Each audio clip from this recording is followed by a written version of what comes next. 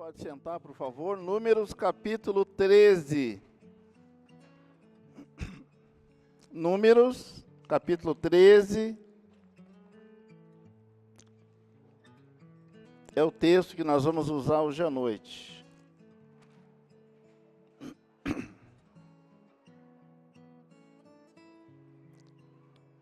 Números capítulo 13. Antes da leitura, eu queria fazer uma breve introdução a esse texto. Durante a semana, eu tenho pensado sobre esse assunto, eu tenho orado também, e eu queria hoje à noite falar sobre reciclagem. Reciclagem. Uma palavra comum, todo mundo conhece. A palavra reciclar, irmãos, a grosso modo, significa reaproveitar aquilo que não prestava mais, aquilo que foi descartado. E aí, irmãos, quando eu falo de reciclagem, eu preciso pensar numa cena que eu vivi, uma experiência que eu tive há alguns anos atrás, há mais ou menos 25 anos atrás. Logo que nós chegamos em Belo Horizonte, eu pude visitar um aterro sanitário. Todo mundo sabe o que é isso? E então, chegando lá naquele lugar, eu vi um trânsito grande de caminhões. Os caminhões que recolhem o lixo aqui, aquilo que nós jogamos fora, eles estão recolhendo e levando para aquele aterro. Então eu vi lá um trânsito grande de carros, caminhões. Eu vi lá os tratores que fazem a terraplanagem para cobrir aquele montoeiro de lixo. Mas eu vi também, irmãos, muitos urubus. Eu vi lá muitos porcos. E para minha surpresa, muita gente, famílias inteiras. Crianças da idade da Pérola, da Nina, do Álvaro. E eu fiquei meio assim impressionado com aquilo, nunca tinha visto. Famílias que sobrevivem daquilo que nós jogamos fora. Sim, mas o que isso tem a ver com a vida cristã? O apóstolo Paulo, escrevendo aos Tessalonicenses, no capítulo 5, no versículo 21, ele diz assim: examinai todas as coisas, julgai todas as coisas, e retende aquilo que é bom. Então, reciclar é um princípio de Deus, um princípio do reaproveitamento. E na minha caminhada, diariamente, eu vou conviver com pessoas, eu vou conviver com situações, eu vou ouvir um tanto de coisas. Algumas delas não servem para nada. E Deus está dizendo então, irmãos, que eu preciso aprender a trabalhar e a conviver com essas situações. A vida não para porque eu tenho um problema. A vida não para porque eu tive um acidente. A vida não para porque eu perdi meu pai, no meu caso, minha mãe. Mas nós precisamos aprender a trabalhar com isso. E literalmente isso se chama reciclar. Quando a gente vai casar, a gente escolhe, e continua escolhendo, e depois de casado a gente descobre que, bem, quem é casado sabe a luta que é. E aí a gente descobre que aquela pessoa que a gente escolheu tinha defeitos que a gente não conhecia. Convivi 4 anos com Oscar Lino na escola, estudando junto, saindo para o evangelismo, nas atividades sociais. E quando eu me casei, eu descobri, mas esse modelo aí de comportamento eu não conhecia. Coisas que eu não concordava. E foi muito complicado, irmãos, administrar isso. Muito complicado. E aí, convivendo com a palavra, eu fui aprendendo. E eu fui me lembrando de um ditado antigo da minha mãe, né? Eu sempre cito minha mãe. Minha mãe foi, mas juntamente com meu pai deixaram um legado. E ela dizia assim: aquilo que não tem remédio, remediado está. Quando a gente não consegue resolver, Deus dá graça para administrar, mas tem que ter atitude. Então, nossa caminhada cristã, irmãos, exige esse posicionamento. E quando a gente não sabe fazer isso, ou quando a gente não consegue fazer isso, o problema se instala. A orientação de Deus é: examina tudo. E fica com aquilo que é bom. Queria lembrar também que muitas vezes nós desperdiçamos as coisas, e quem está lá no lixo, agradece. Aquilo que não serve para mim, muita gente precisa. Pois bem, o texto que eu quero usar não é um texto assim muito comum para se falar disso, mas eu vejo isso no texto. Nós vamos ler então Números capítulo 13. Números capítulo 13. Versos 1 a 3. Números 13, 1 a 3.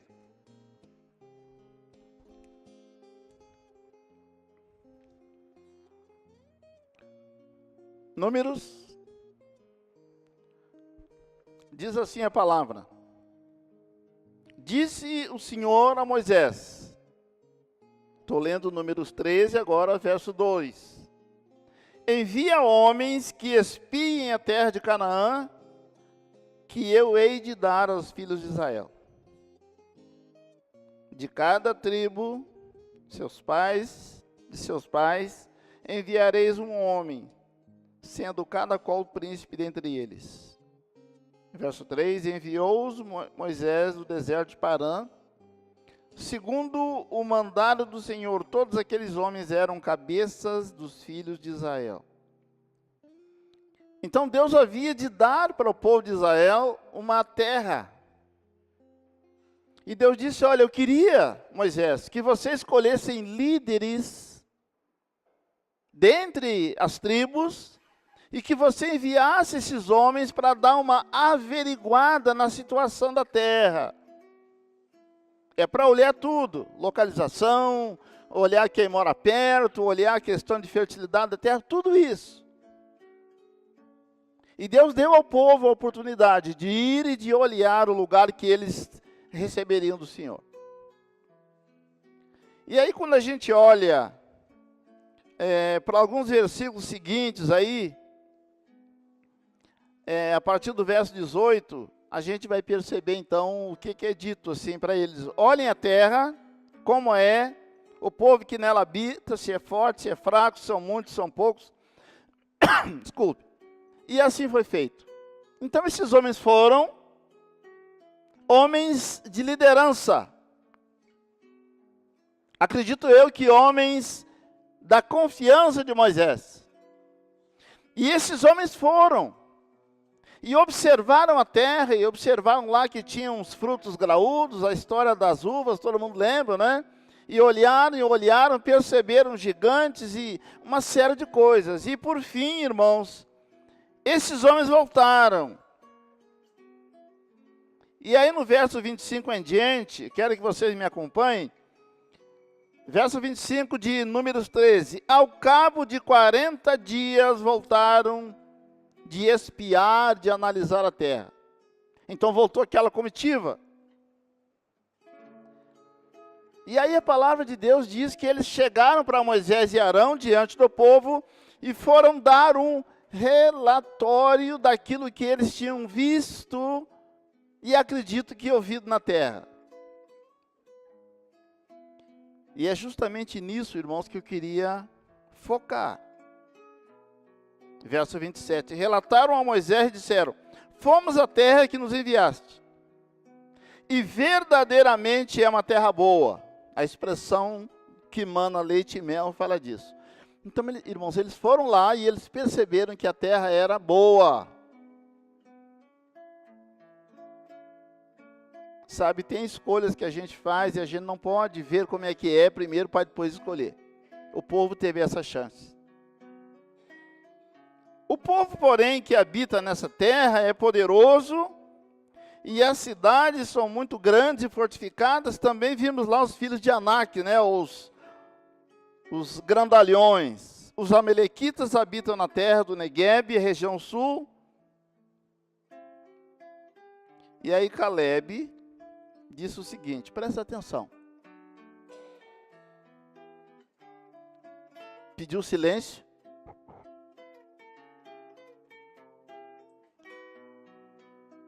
E ele diz assim: subamos e vamos possuir essa terra, porque certamente prevaleceremos contra ela. Então, Calebe, ele não disse que não haviam lá homens grandes e tal, não disse isso. Moisés enviou aqueles homens, e aí Calebe voltou e disse: olha, apesar de existirem homens assim, situações assim, eu estou pronto para que a gente suba. Calebe estava focado nas coisas boas que tinha na terra. E Calebe estava animando o povo para subir. Vamos lá, gente, nós vamos prevalecer. E aí no verso 31, irmãos, a gente olha uma coisa interessante. Porém os homens que com ele tinham subido disseram: nós não podemos subir e nem prevalecer contra aquele povo, eles são mais fortes do que nós. E aí, irmão, no verso de número 32 aparece uma palavra que para mim é chave. Então, Calebe estava lá com outros homens, estavam no mesmo lugar, viram as mesmas coisas, mas tiveram enfoques diferentes. Calebe viu aquilo que era bom e disse: eu vou lá. Mas os outros estavam focados, irmãos, naquilo que teoricamente seria o problema. E eles disseram assim: nós não podemos. Vejam o verso 32. Diante dos filhos de Israel, eles infamaram ou difamaram a terra. Preste atenção nisso. O povo de Israel, representado por aqueles 12 homens, eles estão mostrando como é que a gente, hoje, tem vivido. A palavra infamar ou a palavra difamar são palavras de mesmo significado e significa tirar o lustro, tirar o brilho de. A palavra difamar significa colocar uma cortina sobre aquilo que é bom, literalmente, irmãos. E pegar aquilo que é ruim e colocar numa vitrine. E tem uma coisa hoje que está muito em voga nas lojas: contratar um locutor e fazer uma promoção. E Deus está dizendo: não faça isso. Examina tudo e fica com aquilo que é bom, e deixa aquilo que é bom te motivar, e deixa aquilo que é bom te edificar, e deixa aquilo que é bom te colocar para frente.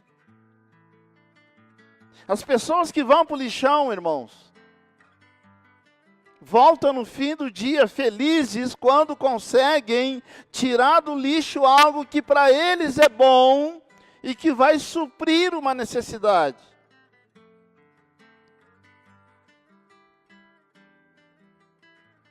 Reciclar é necessário. E se a gente traz isso para o nosso dia a dia, irmãos, na nossa caminhada, no nosso convívio, quanta coisa a gente vai perceber uns nos outros que não são assim tão boas, que não são coisas que nós esperamos, mas que são reais. E a palavra de Deus diz que eu não tenho que ignorar o que é ruim. A palavra de Deus diz que eu preciso focar no que é bom e trazer o que é bom para a minha vida, mas reconhecer, tem coisas ruins sim, na nossa própria vida, na nossa família, na nossa igreja, e vai ser sempre assim, enquanto tiver alguém, vai existir um problema. Todavia Deus deu na palavra dele recursos para que eu consiga fazer esse reaproveitamento.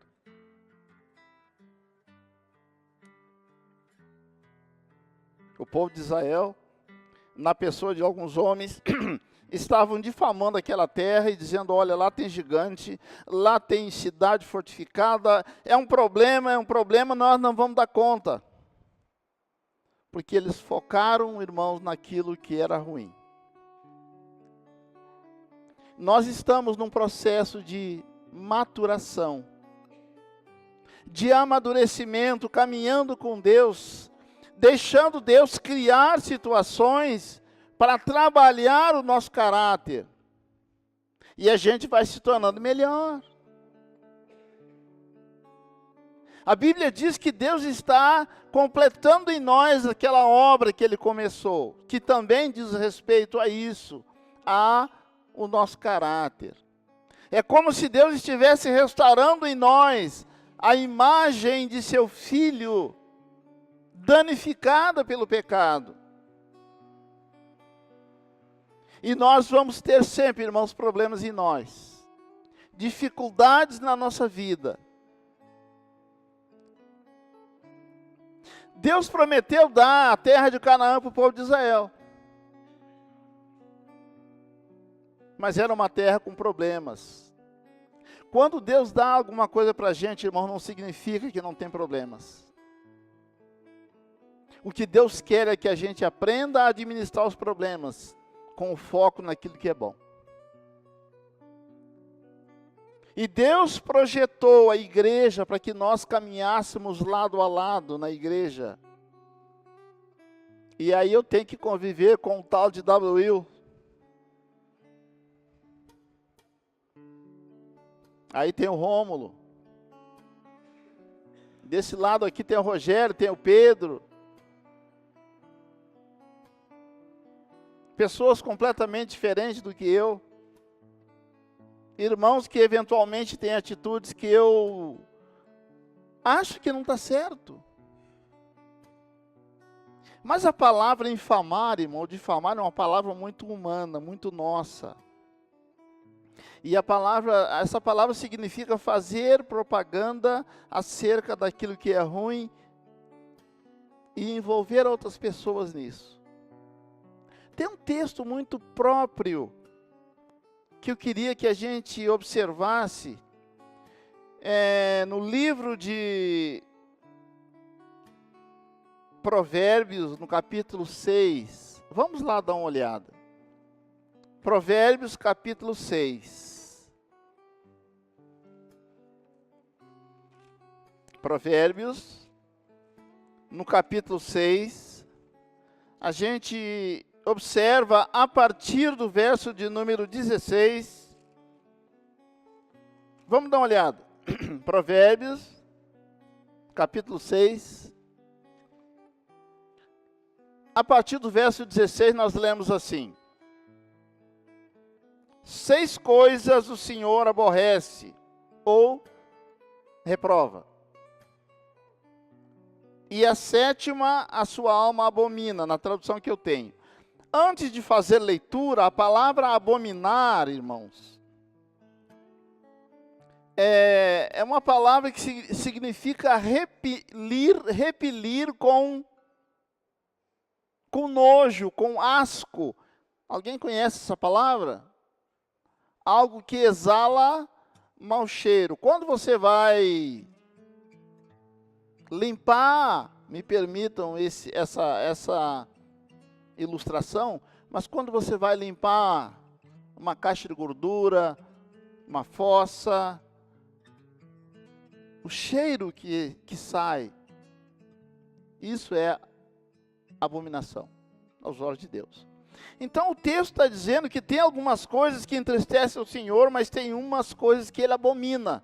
E aí nós lemos aqui, eu tenho uma tradução que diz assim: olhos altivos, língua mentirosa, mãos que derramam sangue inocente, coração que trama projetos de iniquidade, pés que se apressam a correr para o mal, testemunha falsa e o que semeia contenda entre irmãos. A palavra semear contendas significa exatamente o difamar. Então eu percebo que o W. Will, estou falando muito do Will porque é meu genro preferido, né? Só tem ele, né? Mas então eu percebo na vida dele alguma coisa errada ou que na minha opinião é errada. E aí eu vou procurar alguém e vou dizer: tu viu lá o Will? Tu viu lá o Will? E aí eu vou fazendo, isso significa, irmão, semear contenda, isso significa difamar. Isso significa não reciclar, e aí eu preciso perceber que o W. Will, ao invés, ou mesmo fazendo aquilo que eu não gosto, tem outras qualidades, que pode ser bênção e que tem sido bênção na minha vida. Então, eu estou trazendo, irmãos, essa palavra porque nós estamos numa caminhada diariamente, e enquanto o Senhor não voltar, ou enquanto Ele não colocar um ponto final na nossa experiência humana, nós vamos conviver com situações onde eu preciso fazer uma reciclagem. A situação está complicada, tá, mas o que é que eu posso tirar de bom nisso? E aí o salmista diz assim: foi muito bom para mim ter sido afligido. Lembra disso? E ele diz assim: antes de ser afligido eu andava errado. Então Davi conseguiu reciclar a situação em que ele viveu e ele disse: olha, foi bom. Eu aprendi. Eu cresci vivendo essa situação. Deus quer, irmãos, que nós cresçamos e nos tornemos adultos na vida cristã. Hoje de manhã, na escola dominical, alguém fez menção a 1 Coríntios capítulo 2, onde está escrito assim: o homem natural não entende certas coisas, e o homem espiritual entende tudo. A expressão entende tudo literalmente significa que o homem natural, aquele em cuja vida habita o Espírito Santo de Deus, esse tem possibilidades de compreender qualquer situação que lhe sobrevenha. Porque a sua visão não é uma visão puramente natural. Ele consegue ter, irmãos, sensibilidade espiritual.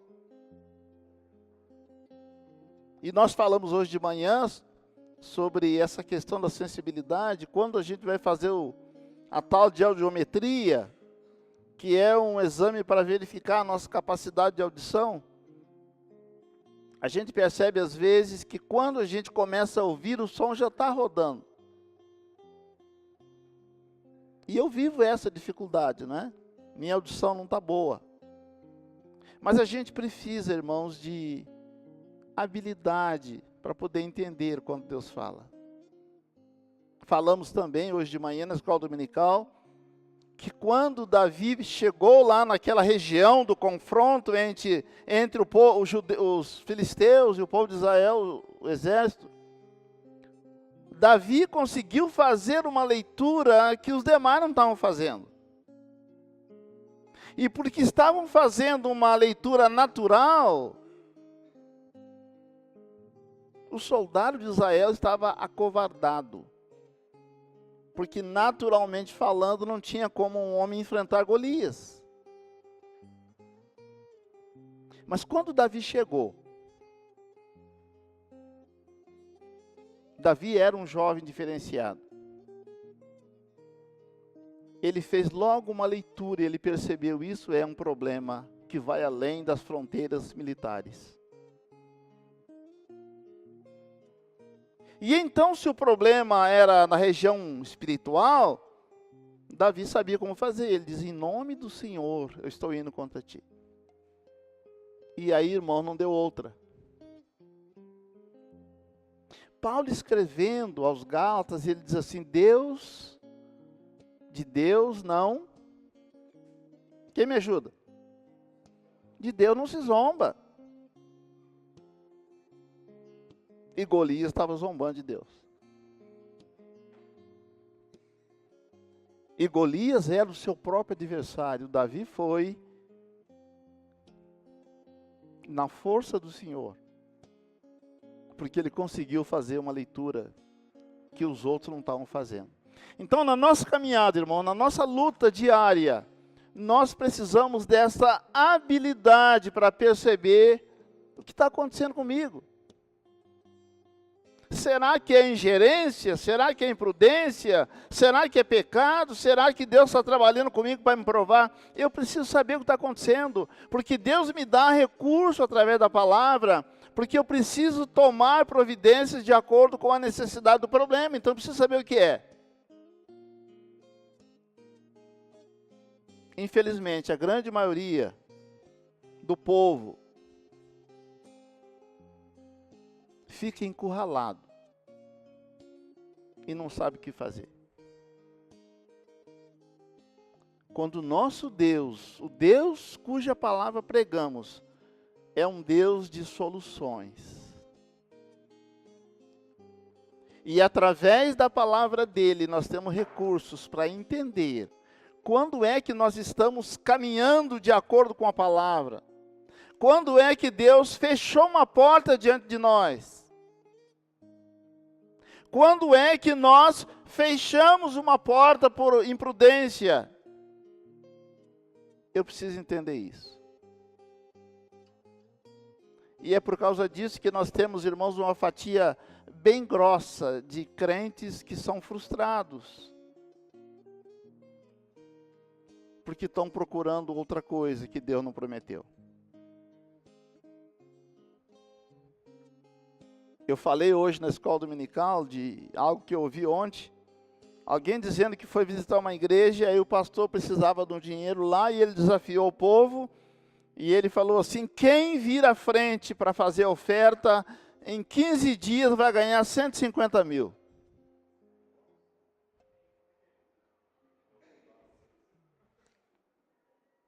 E o povo foi.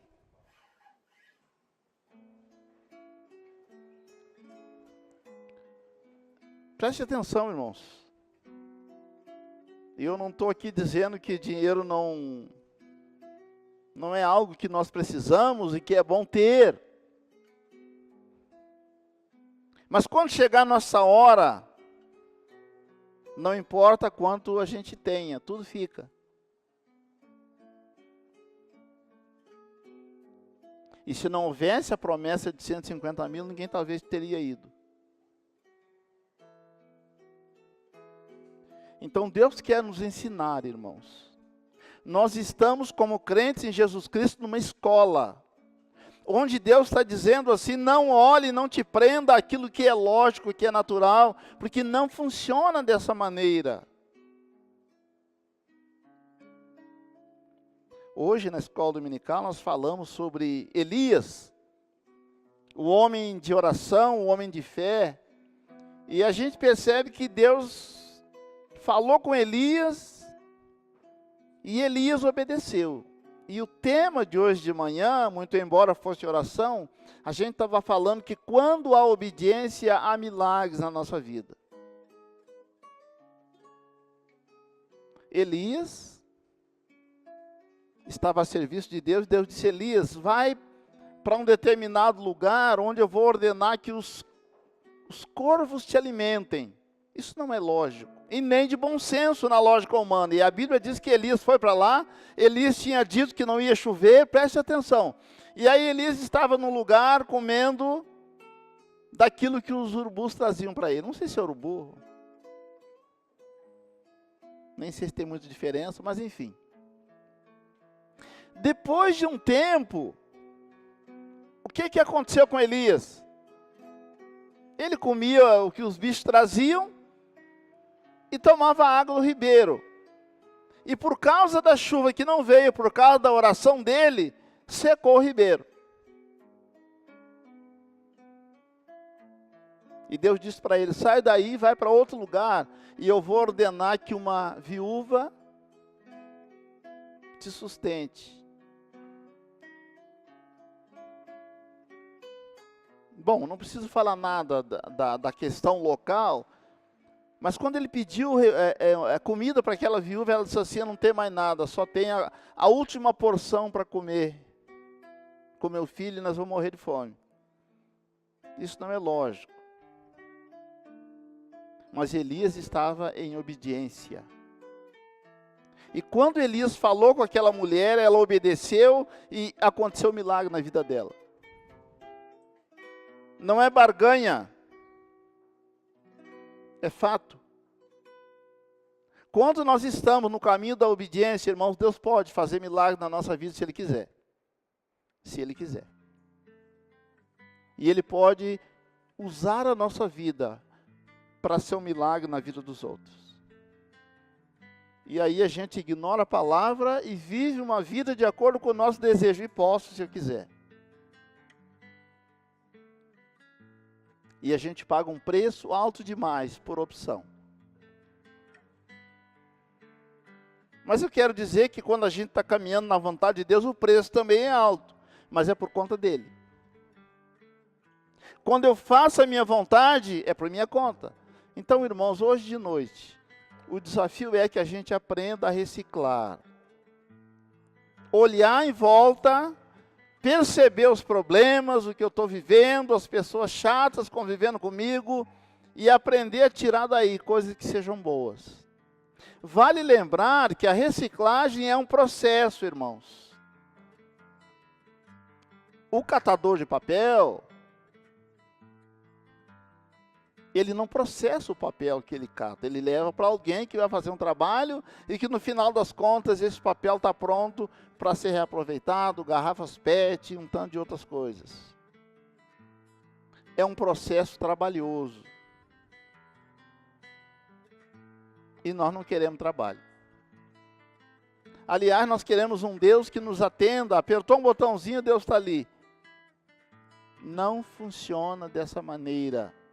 Vida cristã é um caminho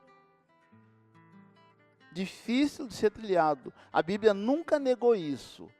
O caminho que conduz para a vida é estreito. É um caminho difícil de ser encontrado. E pouca gente anda nele porque é difícil de andar. O projeto de Deus é qualidade. E quando a gente obedece, a gente pode aliar a qualidade à quantidade, mas Deus trabalha com o coração disposto. Então, hoje à noite, irmãos, esses trechos que nós olhamos, tem o objetivo de nos orientar. E é uma orientação que vem de Deus. Examinem tudo. Não ignorem os problemas, eles existem sim, eles são graves. Mas o que tem que ditar, irmãos, o meu ritmo de caminhada, o meu foco são as coisas boas que eu posso tirar dos problemas. Foi por isso que nós chegamos aqui hoje à noite. O apóstolo Paulo disse: eu sei que na minha carne não habita bem nenhum. Mas Deus sabe reciclar. E Ele escolheu cada um de vocês, cada um de nós, para trabalhar em nós e para nos fazer conformar com a vontade dEle na medida em que nós nos submetemos ao tratamento dEle. Reciclar é uma necessidade. na vida espiritual também. Lutar, irmãos, para que nós sejamos uma peça de conexão, uma peça para restaurar.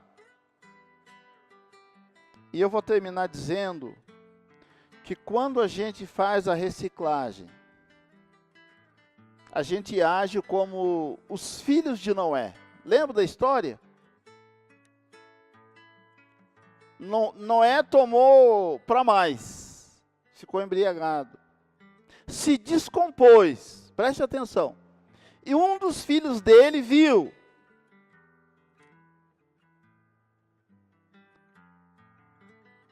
E ele fez a propagação. Mas os outros filhos de Noé não se interessaram em ver o pai naquela situação. E eles vieram e cobriram o pai. O projeto de Deus para a igreja é que um irmão cubra o outro. Não é passar a mão na cabeça, não. Mas não é interessante, irmãos, divulgar as mazelas uns dos outros, porque somos corpo.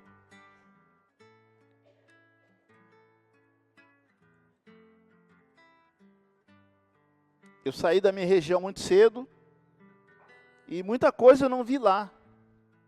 E eu ficava impressionado quando eu via já aqui em Belo Horizonte, já homem mais velho, aquela fila de mães para ir ver os filhos na cadeia. E depois eu fiquei sabendo que elas têm que se submeter a uma série de coisas complicadas. Eu fiquei pensando assim, mas por que vão fazer lá? Os caras estão lá porque merecem. E aí de repente eu virei pai.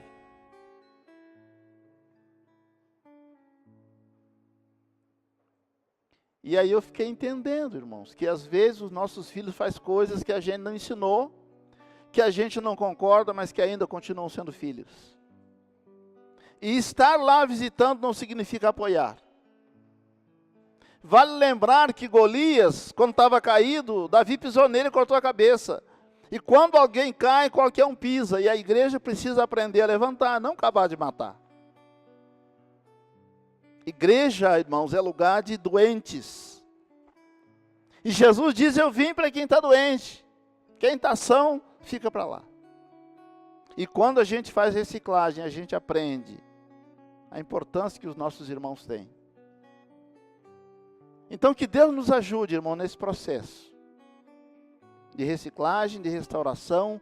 E aí quando a gente aprender a fazer isso, a gente está pronto para ir lá fora e pregar o evangelho e encontrar um tanto de coisas que a gente não concorda, mas que sabe que são pessoas que estão debaixo da graça e do amor de Deus. Jesus morreu por eles também, eu creio. Então a igreja precisa aprender a se cuidar para depois cuidar dos outros. Manifestando amor, manifestando apoio e não tentando semear essa coisa tão ruim. Que Deus tenha misericórdia de nós e que Ele nos ajude, irmão, nesse processo de maturação na presença dEle. As pessoas aí fora precisam de um evangelho genuíno.